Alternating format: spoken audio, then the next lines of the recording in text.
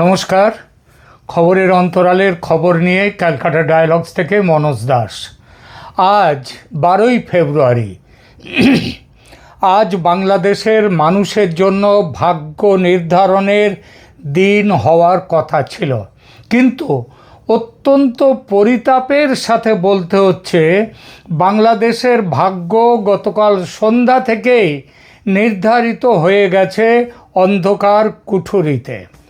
গতকাল সূর্যাস্তের পর থেকেই সারা দেশে যে তাণ্ডব আমরা দেখেছি, অর্থের বিনিময়ে ক্ষমতা দখলের রাজনীতি, বুথ দখল, ব্যালটে সিল মারা, ভোট প্রক্রিয়ায় ব্যাপক জালিয়াতি আর সাধারণ ভোটারদের হুমকি, এটা কোনো নির্বাচন নয়, বরং গণতন্ত্রের লাশের ওপর দাঁড়িয়ে এক কুৎসিত ক্ষমতা দখলের উৎসব। আর এই অরাজকতার সামনের সারিতে আমরা কাদের দেখছি? যারা ধর্মের দোহাই দিয়ে উগ্রপন্থা ছড়ায়,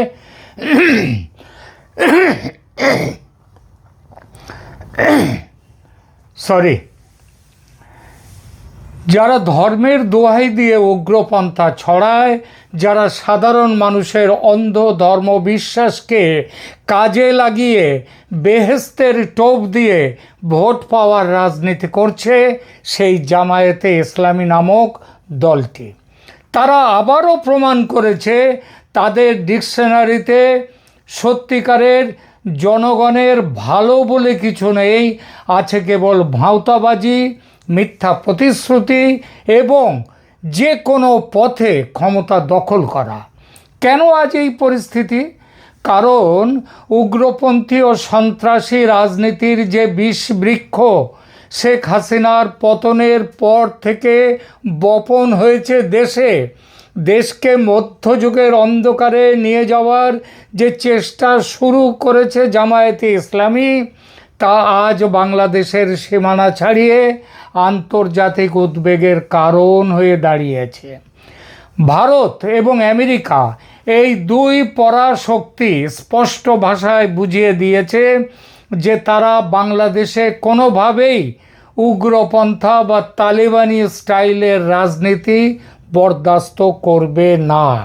তারা চেয়েছিল বাংলাদেশে একটি free, fair and inclusive election, যেখানে সব দলের অংশগ্রহণ থাকবে। ভারত তার সীমান্তে স্থিতিশীলতা চায়, এই উপমহাদেশের জীবনযাত্রার উন্নতি ঘটাতে চায়, মৌলবাদী সন্ত্রাসের হাত থেকে শুধু নিজে বাঁচা নয়, বাংলাদেশকেও বাঁচাতে চায়। আর আমেরিকা চায় এই অঞ্চলে তার কৌশলগত আধিপত্য, চীনের আধিপত্য হ্রাস করা। এই দুটো দেশই জানে জামাত যদি প্রত্যক্ষভাবে বা পরোক্ষভাবেও ক্ষমতার অংশীদার হয়, তবে এই পুরো অঞ্চল আগ্নেয়গিরির মুখে পড়বে। তাই পর্দার আড়ালের খবর এটাই, পরাশক্তিগুলো বিএনপিকে ক্ষমতায় চাইছে এই নির্বাচনে। আমার চ্যানেলে এই সম্ভাবনার কথা আগেও বলেছি, তবু মাঝে মাঝে অন্য রকমের কিছু খবর এসে গুলিয়ে দিয়েছে এই সহজ লাইনটা। আপনাদের হয়তো মনে আছে, মাত্র কয়েকদিন আগে আমেরিকার ওয়াশিংটন পোস্ট খবর দিয়েছিল আমেরিকা নাকি জামায়াতে ইসলামীকে ক্ষমতায় দেখতে চায়।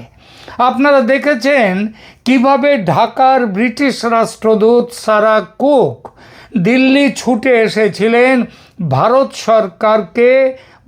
সরকারের থেকে জামাতের পক্ষে সমর্থন চাইতে। ভারত পাত্তা দেয়নি তাকে।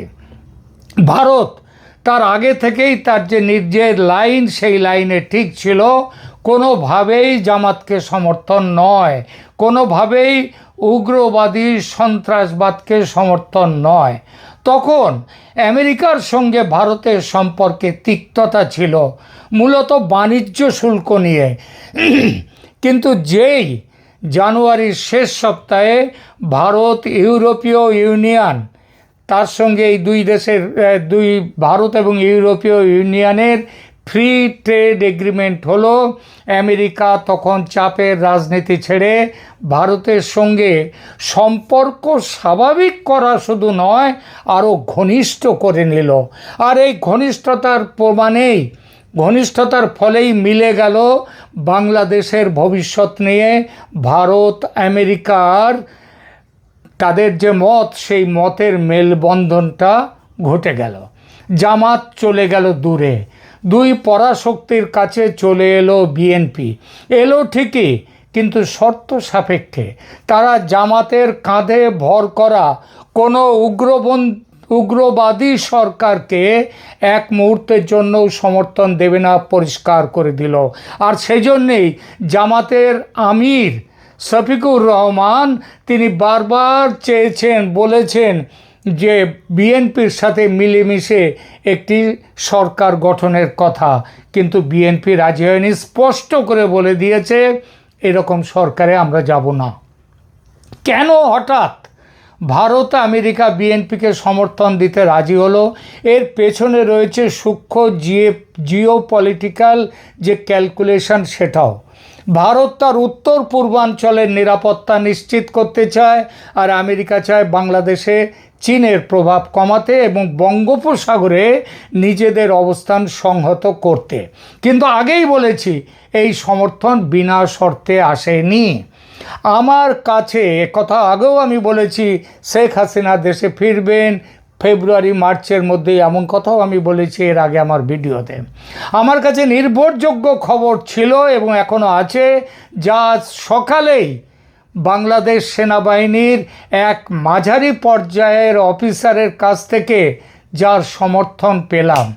বিএনপি ক্ষমতায় আসছে ঠিকই, কিন্তু তাদের হাত পা বাঁধা থাকবে নির্দিষ্ট কিছু শর্তে, যে শর্তের বিনিময়ে তারেক রহমান দেশে ফিরেছেন, যে শর্তের বিনিময়ে বিএনপি এই ভোটে হারুক জিতুক ক্ষমতায় আসছেই।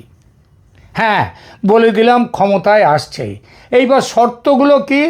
সংবিধান এবং আওয়ামী লীগের সুরক্ষা দিতে হবে। আগামী 6 মাসের মধ্যে একটি অংশগ্রহণমূলক নিরপেক্ষ নির্বাচন দিতে হবে বিএনপিকে।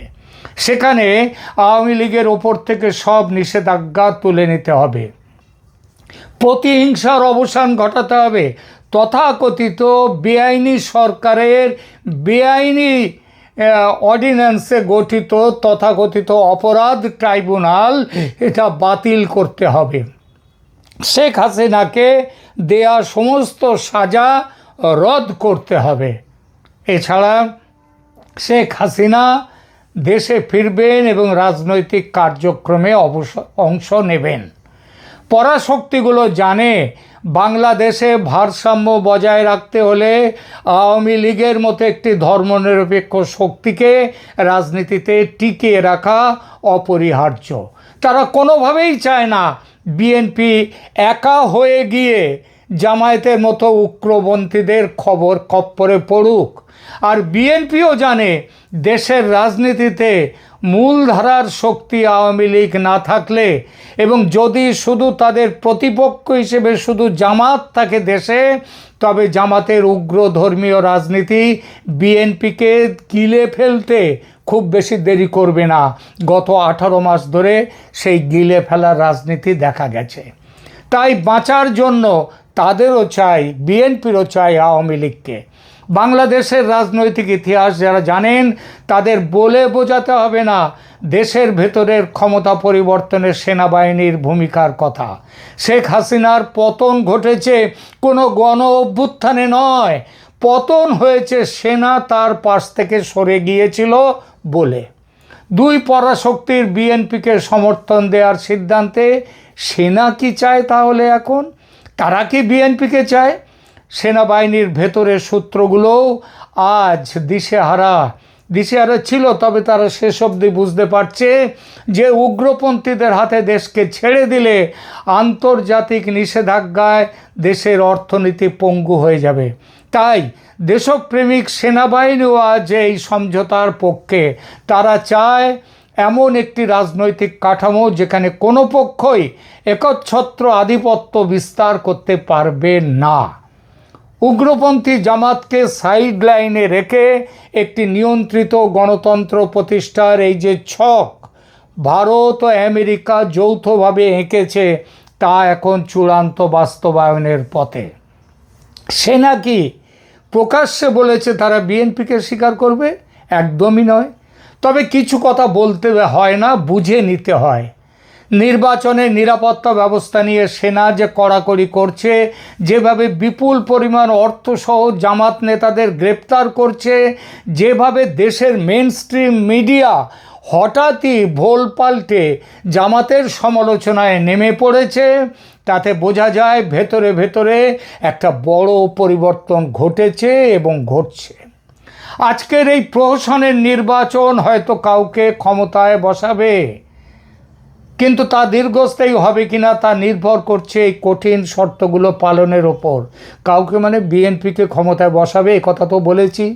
জামায়াত যে সন্ত্রাসী কায়দায় ভোট ডাকাতি করছে, তা তাদের শেষ মরণ কামড়। বিশ্ব শক্তি তাদের প্রত্যাখ্যান করেছে এবং খুব শীঘ্রই তাদের এই উগ্রপন্থার হিসাব দিতে হবে। গত 18 মাস ধরে দেশে যা করেছে তার হিসাব দিতে হবে। বাংলাদেশের মানুষ অকারণ রক্তক্ষয় চায় না, চায় শান্তি, স্থিতিশীলতা, চায় এমন এক বাংলাদেশ যেখানে শেখ হাসিনা বা বিএনপি যেই থাকুক, উগ্রপন্থার কোনো স্থান হবে না। দেশের মুক্তি সংগ্রামের বিরোধিতা হবে না। মুক্তিযুদ্ধের যে গৌরব, সেই গৌরব অটল থাকবে।